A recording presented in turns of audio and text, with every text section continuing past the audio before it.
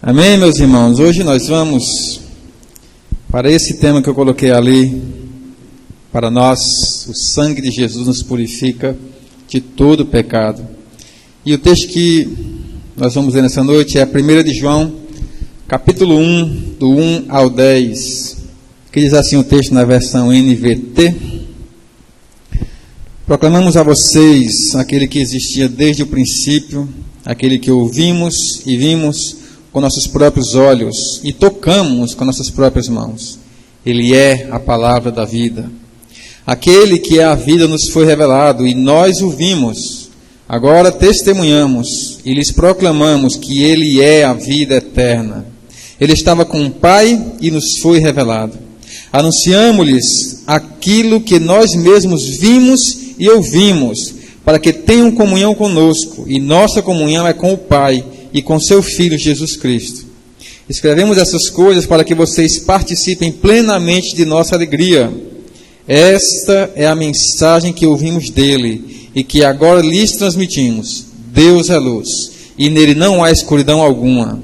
Portanto, se afirmamos que temos comunhão com ele, mas vivemos na escuridão, mentimos e não praticamos a verdade. Mas, se vivemos na luz, como Deus está na luz, temos comunhão uns com os outros, e o sangue de Jesus, seu Filho, nos purifica de todo pecado. Se afirmamos que não temos pecado, enganamos a nós mesmos, e não vivemos na verdade. Mas, se confessamos nossos pecados, Ele é fiel e justo para perdoar nossos pecados e nos purificar de toda injustiça. Se afirmamos que não pecamos, chamamos Deus de mentiroso e mostramos que não há em nós lugar para a sua palavra. Amém? João é maravilhoso. João é o apóstolo do amor. Ele fala com palavras bonitas, mas as palavras são fortes no final, né? Ele começou bonitinho, como Deus nos ama, e depois nós somos mentirosos, nós somos isso ou aquilo.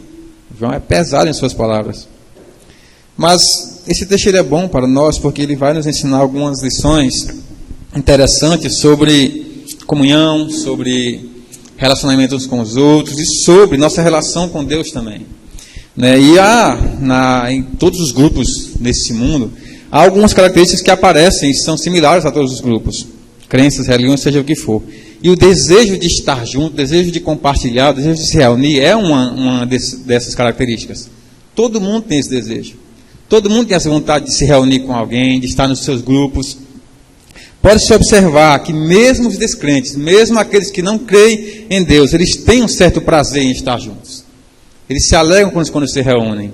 Eles ficam felizes quando os amigos estão todos juntos. Seja num bar, seja num campinho de futebol, seja numa reunião do livro, seja numa praça, onde quer que seja. Sempre há essa alegria de se reunir. O fato é que todo mundo tem esse desejo de se reunir com seus amigos, com seus próximos. O sol nasce para todos e todos têm esse desejo também. Essa marca que está em nós, está no ser humano, de se reunir, de estar junto, de compartilhar momentos com as pessoas. Queremos bater papo e compartilhar experiências. Na igreja, nós chamamos isso de comunhão. É a comunhão entre os irmãos. É a nossa relação que nos torna mais próximos uns dos outros e mais próximos de Deus também. O que nós vamos ver hoje nesse texto, além, claro, da nossa relação com Deus, é essa importância da comunhão na igreja do Senhor. Como isso é importante, como é importante se reunir, estar juntos, buscar uma forma de fazer parte dessa comunidade cristã e de abraçar essa comunidade. Ao mesmo tempo que nós buscamos também essa força junto com os irmãos para enfrentar as astutas ciladas do diabo lá fora. A gente se fortalece aqui. A gente busca forças aqui. A gente sozinho, isolado, a gente fica fraco. Aquela velha imagem que todo mundo já viu 1 milhão de vezes, né? Daquela fogueira e aquela brasinha se apagando quando ela está afastada e vira um carvãozinho preto. Todo mundo já viu essa imagem, viu esse vídeo em algum lugar. E aí quando pega o carvão e joga de volta na fogueira, ele se aquece novamente. É basicamente isso a nossa vida. Precisamos buscar força, nos reunir. Por isso que o autor aos Hebreus fala, não é bom você deixar de congregar, não deixe de congregar, não deixe de se reunir. Porque muitos fizeram isso e muitos desviaram. Por isso que é sempre bom se reunir, é sempre bom estar junto com os irmãos. Sempre bom adorar a Deus juntos, uns com os outros, adorar e louvar o nome do Senhor, o nome do nosso Deus.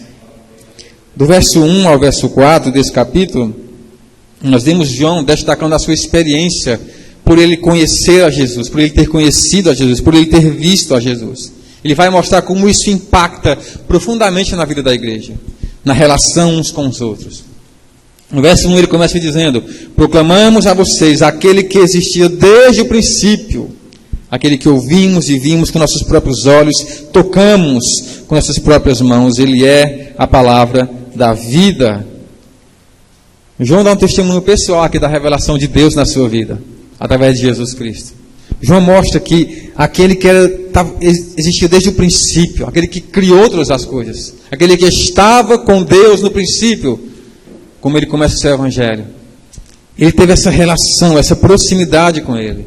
Nós tocamos nele, nós o vimos, nós o ouvimos, durante bastante tempo nós ouvimos ele, nossos olhos contemplaram ele. João, ele mostra como Jesus ele é real.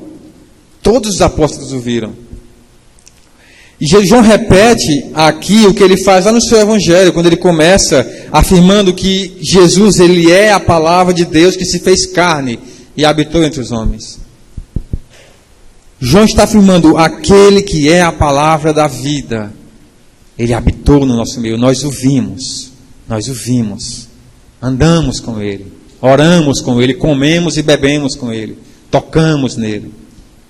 Uma das partes mais maravilhosas da Bíblia que eu acho é quando Jesus volta a sua segunda vez para os seus apóstolos e chama Tomé e diz: vem Tomé, toca, vê como eu sou real, toca. E Tomé vai lá e toca em suas feridas, toca em suas mãos. Ele é real, e é a palavra de Deus, que se fez carne, que habitou o nosso meio.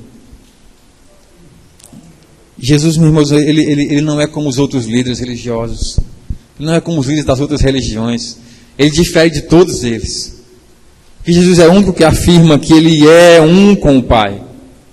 Ele não é apenas um líder de uma religião mundial, não, ele é o Deus encarnado que se fez homem, é o verbo da vida. É o Salvador de todos.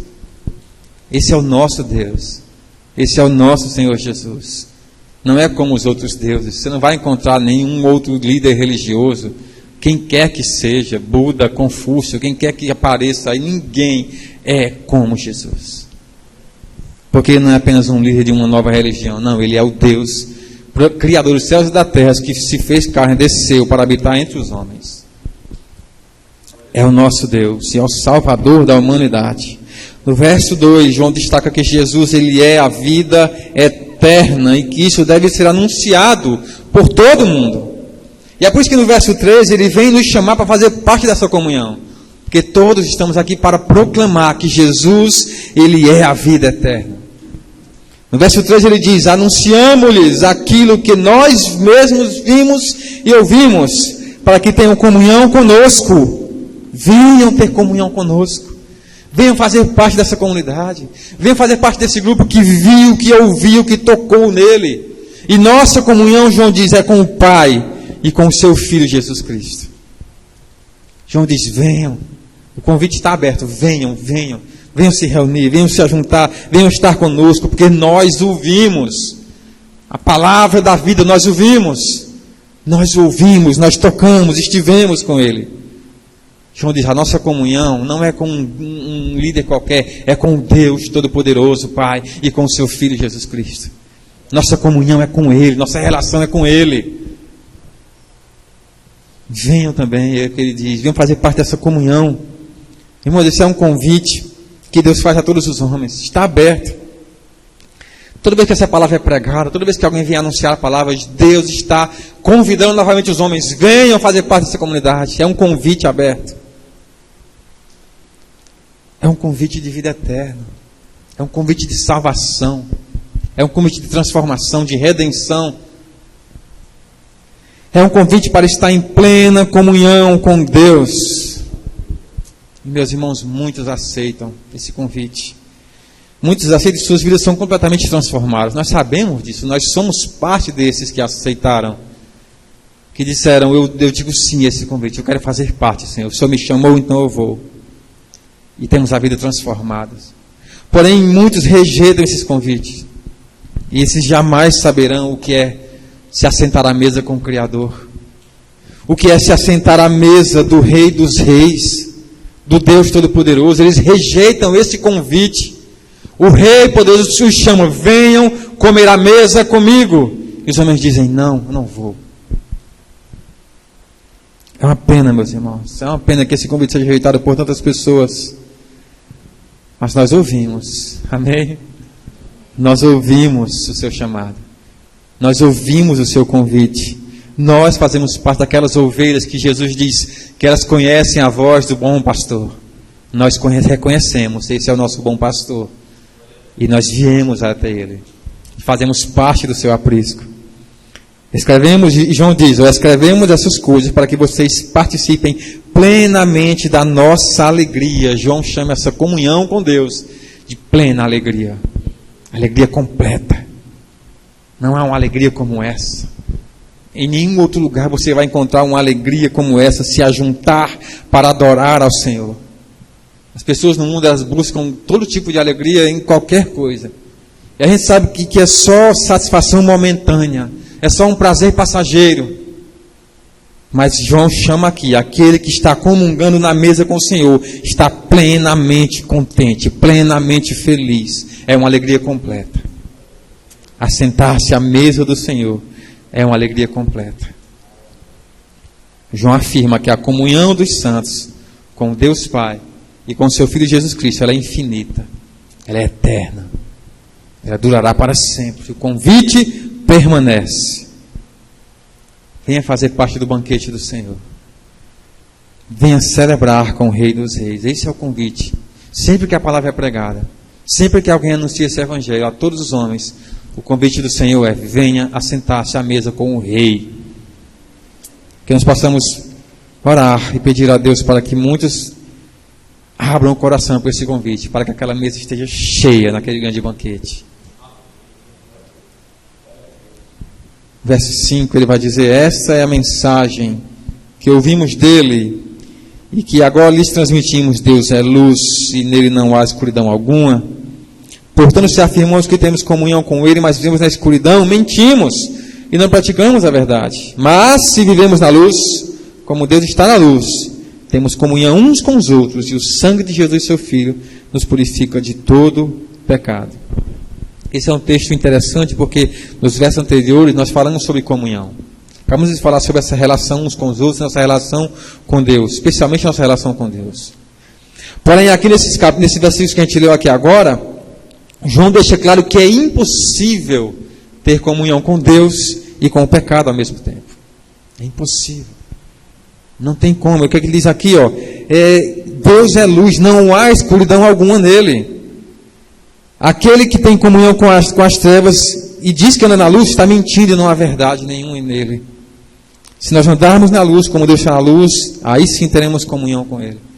Essa é a relação, é essa que nós temos que entender. Que não há relação entre nós com Deus e nós com o pecado ao mesmo tempo. Não tem como isso acontecer.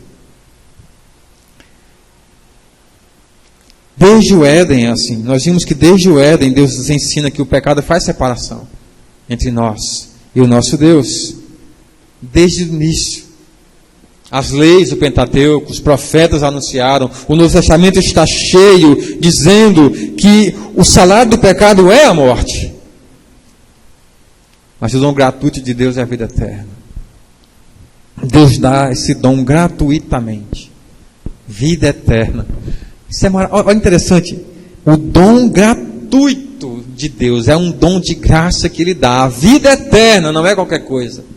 A vida eterna Ele dá de graça. Mesmo assim os homens rejeitam. Mesmo assim os homens não querem. Em toda palavra a gente aprende isso. Deus é luz e nele não há treva alguma. Nele não há mancha, não há pecado. Deus abomina o pecado. Nós, crentes, deveríamos ter essa abominação também pelo pecado. Odiar o pecado. E temos que ter isso. Temos que buscar esse ódio pelo pecado. Porque Deus odeia o pecado. Não há relação entre Deus, que é luz, e as trevas. Entre Deus e Belial não há relação alguma. Meus irmãos, nós temos que buscar mais santidade em nós, a verdade é essa. Esse texto nos mostra, é impossível dizer que eu amo a Deus, mas ainda pratico e vivo no pecado. É impossível dizer que adoro a esse Deus que é santo, que odeia o pecado, e mesmo assim está adorando o pecado. É impossível, João está dizendo, é impossível.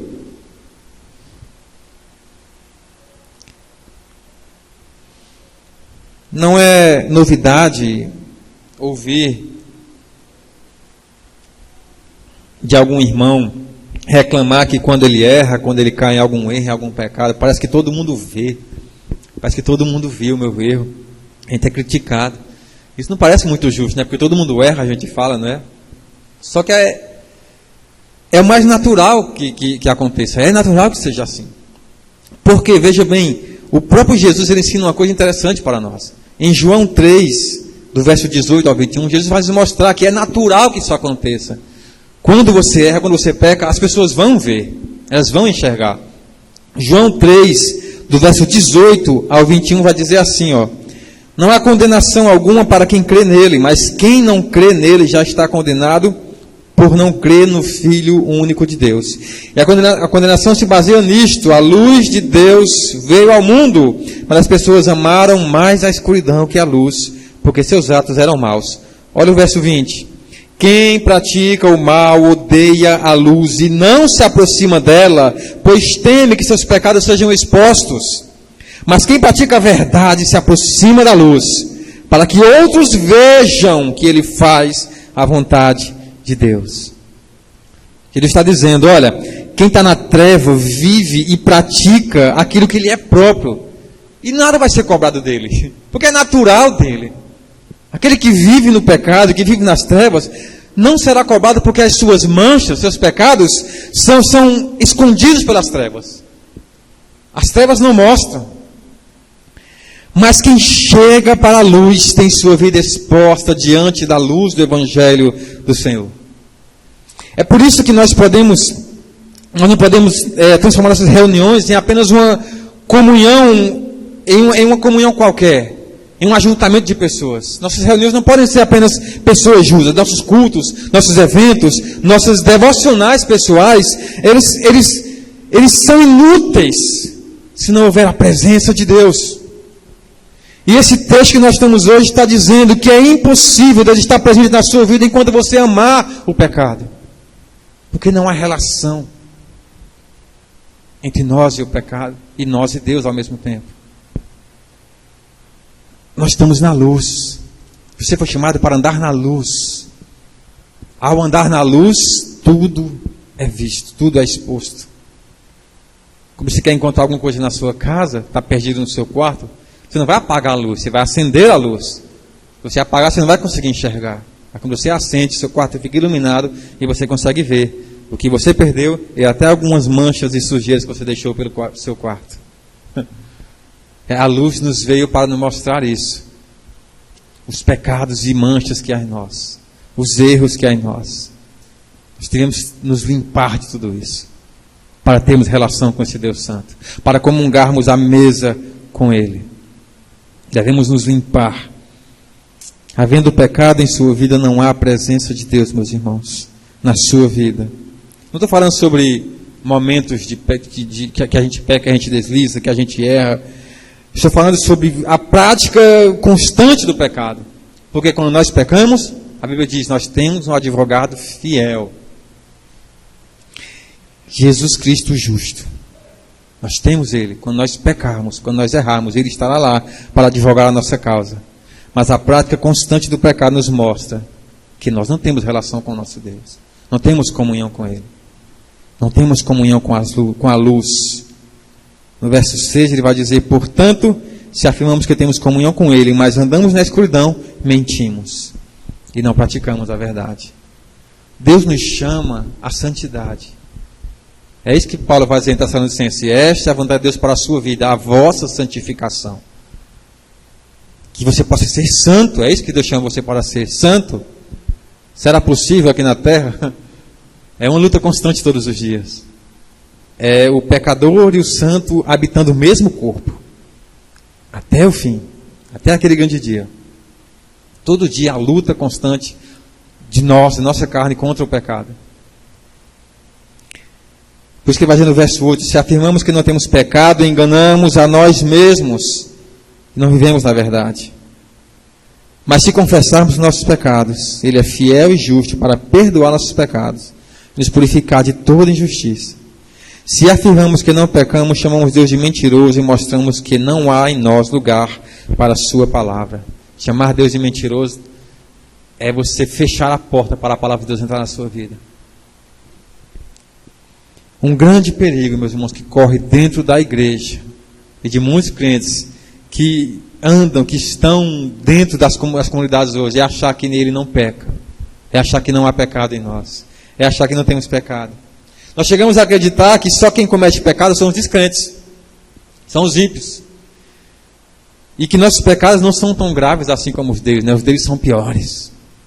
A gente sempre faz essa comparação, né? Não, o descrente ele peca mais do que eu. Bom, isso é um grande erro. O que nos diferencia do mundo não é a ausência do pecado em nós. O que nos diferencia do mundo é o fato de nós termos aceitado o plano redentor de Deus em Jesus Cristo, que purifica os nossos pecados. O que nos diferencia do mundo é essa aceitação de que eu estou agora no caminho de arrependimento. Não existe essa coisa de pecadores e não pecadores. O que existe são os pecadores que permanecem perdidos e os pecadores que encontraram o caminho para o arrependimento. Nós encontramos esse caminho a Jesus. Esse caminho é Jesus. Ele fala, eu sou o caminho, a verdade e a vida. É Ele que nos leva ao arrependimento. Ele que coloca em nós esse arrependimento. Ele que coloca em nós a fé. Ele que nos dá força todos os dias para lutar contra o pecado que está todos os dias tentando a cada um de nós. A gente acorda, o pecado já está lá, na porta da cama já, no pé da cama. A gente abre a porta da rua, o pecado está lá chamando a gente. A gente vai para o trabalho, para a escola, quando quer que seja, para a praça, para a rua, para a sorveteria, o pecado está lá, vem que eu estou aqui. Mas Jesus diz, maior é o que está em vocês, maior é o que está em nós. O pecado aponta e diz, eu estou aqui, e você diz, mas há em mim um maior que você. Aleluia. Há em mim um maior que você. Jesus nos dá força, meus irmãos. Sem Jesus a gente é fraco. A gente enfraquece e cai. Sem Jesus, nossa relação com o Senhor vai ser muito rápida, passageira e não haverá transformação alguma em nossas vidas. Somente Ele transforma. Não há como o mundo dizer, vocês crentes dizem que adoram a Deus, mas eu prefiro o Deus do meu jeito. Cria um Deus à sua imagem e semelhança. Cria um Deus à sua mente. Eu acho que Deus é assim. Eu acho que Jesus ensinou só isso. O único verso que esse povo conhece é amar o próximo como a ti mesmo. Eles parecem que só ensinou isso. Parece que o único ensinamento que Jesus fala, Jesus que eles pregam é esse. Amar o próximo, temos que amar o próximo, temos que ter amor, temos que ter amor. Pô, meu irmão, vai ler os textos bíblicos, vai ler os evangelhos. Você vê tudo que Jesus ensinou. Quando Jesus disse para aquela mulher adúltera, vai, não peques mais, meu irmão. Se for pecar, o pessoal vai vir com pedra de novo. Vai, não peques mais. Há transformação. Onde Jesus passa, há transformação. Quando Ele vem em nossos corações, nós somos transformados, meus irmãos. Nós passamos agora, aquela velha criatura para trás, somos agora novas criaturas. Ele transforma tudo por completo. Não tem como remendar pano novo em veste velha. Não, Ele dá uma veste nova. Completamente nova. Ele nos chama ao arrependimento. Ele nos chama à transformação. Olha o que Paulo diz. Nós temos que ser humildes e vigilantes. Sempre. E pedir ao Senhor que Ele nos livre do mal. Desse pecado que nos rodeia. Porque Paulo diz, e eu vou ler um texto bem grande agora, mas é porque é essencial para nós. Para nós entendermos que você não é esse homem ou essa mulher que jamais vai cair. Agora eu estou na igreja, então agora não há perigo algum para mim. Olha o que Paulo diz em Romanos 7, do 14 ao 25.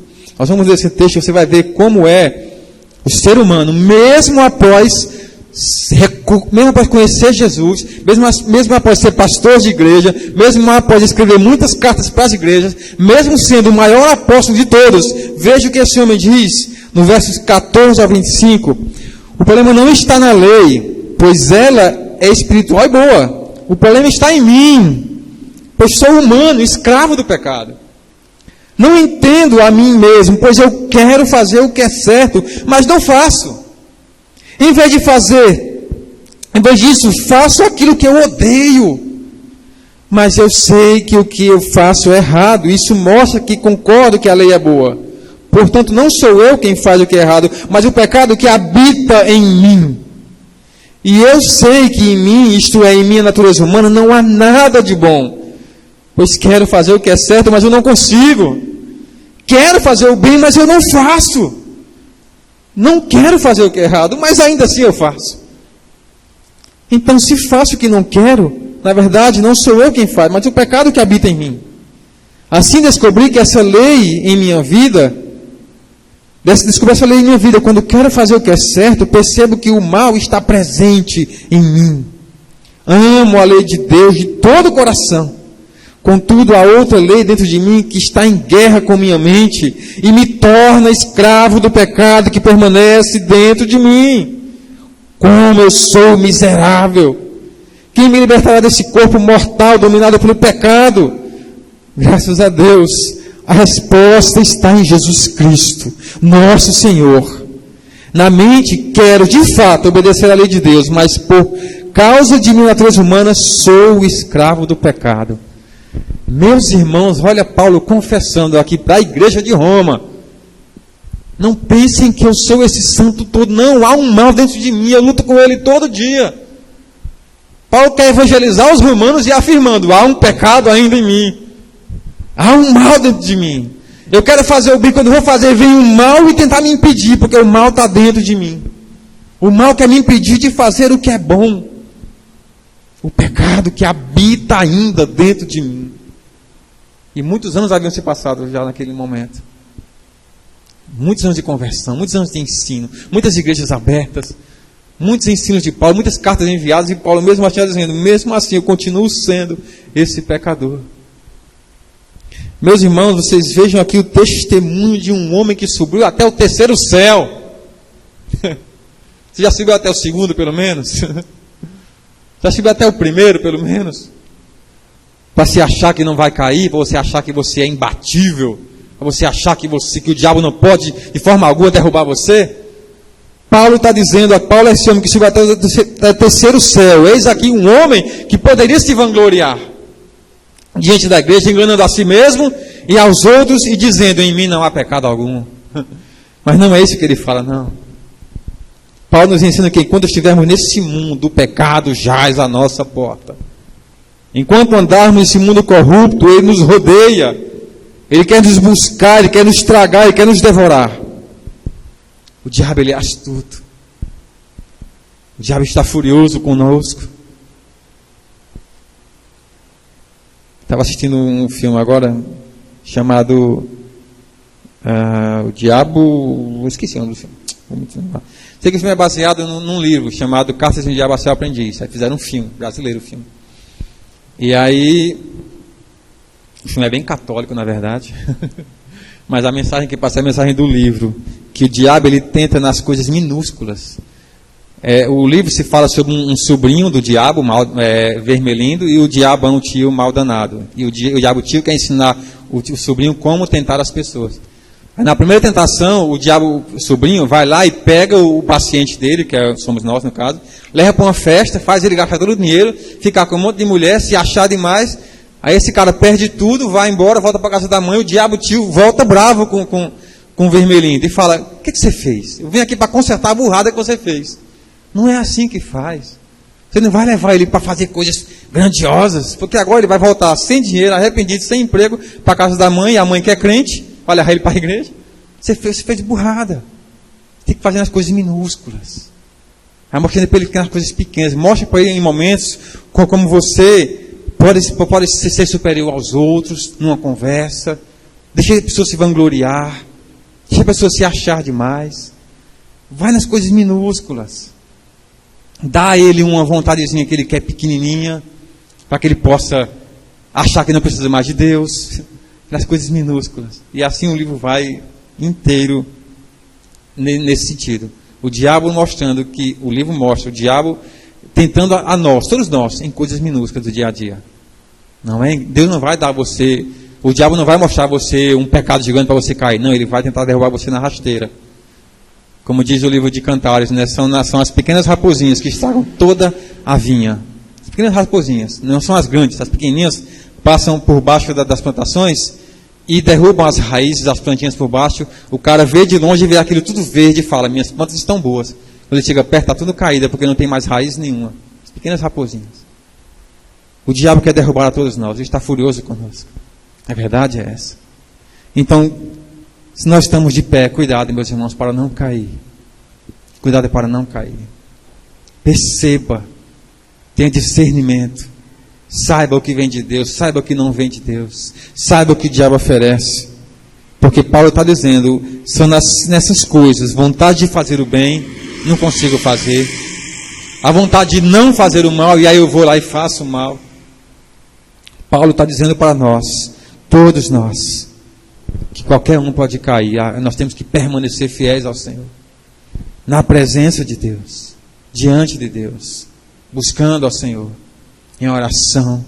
Na leitura da palavra. Buscando ao Senhor todos os dias. Em devocionais, em jejuns. Na comunhão uns com os outros. Na reunião dos santos, nos louvores. Buscar forças no Senhor. Porque sem forças no Senhor, meus irmãos, nós nos tornamos fracos. E cairemos com certeza. Cairemos com certeza. Mas, meus irmãos, existe uma boa notícia. A boa notícia, meus irmãos, está no verso 7, que é o tema da mensagem, que nós vamos encerrar daqui a pouco. Mas a boa notícia é essa. Se vivemos na luz, como Deus está na luz, temos comunhão uns com os outros. E o sangue de Jesus, seu Filho, nos purifica de todo pecado. Aleluia, meus irmãos. Aleluia, meus irmãos. O sangue de Jesus nos purifica de todo pecado. Meus irmãos, quando o diabo vier apontar o dedo para você e dizer, você é isso, você é aquilo, você já foi isso, você fala, não, o sangue de Jesus me purificou de todo o meu pecado. Foi o sangue de Cristo que foi derramado naquela cruz por amor a mim, para me redimir, para me trazer arrependimento, para me transformar, para me dar nova vida, uma vida eterna. Foi o sangue de Cristo derramado naquela cruz que purificou os meus pecados. Deus é luz, Deus está na luz, Ele é a própria luz. Temos que andar na luz, meus irmãos. E se em algum momento você cair, se em algum momento você pecar, saiba, o sangue poderoso de Cristo purificará você. Cristo nos purifica com seu sangue carmesim, meus irmãos. Cristo nos purifica. Cristo purifica a todos nós, o sangue dele nos purifica. E essa é a melhor notícia de todas. É a melhor notícia de todas. Já imaginou o diabo chegar para você e dizer, você não merece, você é pecador, você vai para o inferno? Lembra do que você fez naquele dia, do que você fez naquele momento? Lembra daquele passado seu, sujo? Meus irmãos, a melhor notícia é que Jesus nos salvou. Você entrou por essa porta, você ouviu a voz do bom pastor, Ele chamou você, Ele limpou você, Ele redimiu você, perdoou todos os seus pecados, jogou no mar do esquecimento, não existem mais. Aleluia, meus irmãos, não existem mais. Porque você próprio às vezes fica se martirizando. Ai, eu fiz isso no meu passado. Não, meus irmãos, há uma nova vida agora. A nossa fé se baseia nisso, na revelação clara e palpável de que Jesus Cristo foi revelado, e por Ele ter sido revelado a nós, Ele tornou-se o nosso advogado diante de Deus. Qualquer acusação do diabo, qualquer acusação do mundo, Jesus Cristo vai advogar por nós. Ele é fiel, Ele é justo para perdoar nossos pecados, nos purificar de toda injustiça. Aleluia, meus irmãos. Essa maravilhosa notícia nos alcançou. Alcançou você, alcançou a mim. Oremos para que alcancem muito mais. Oremos para que quando tivermos momentos de fraqueza, Deus nos fortaleça e diga, Deus, eu quero andar contigo, não é com o mundo mais. O mundo quer todos os dias abraçar a nós. Jovens principalmente. Cada vez mais eu vejo jovens fugindo da presença de Deus e buscando cada vez mais as coisas do mundo. Mas Deus está conosco. Deus está conosco. Jesus subiu. Suas últimas palavras foram: eu estarei convosco todos os dias. Todos os dias. Até o fim dos séculos eu estarei com vocês. Não abandonarei vocês. Não deixarei vocês órfãos. Não deixarei vocês sozinhos e solitários. Eu estarei com vocês até o fim dos tempos. E quando Ele voltar, meus irmãos, nos levará com Ele para o grande banquete do Senhor. Aleluia. Eu queria encerrar com um texto maravilhoso de banquete.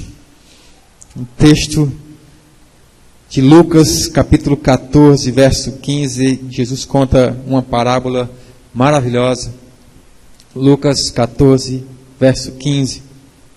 Diz assim: ao ouvir isso, um homem que estava à mesa com Jesus exclamou: feliz será aquele que participar do banquete do reino de Deus. Jesus respondeu com a seguinte palavra: certo homem preparou um grande banquete e enviou muitos convites.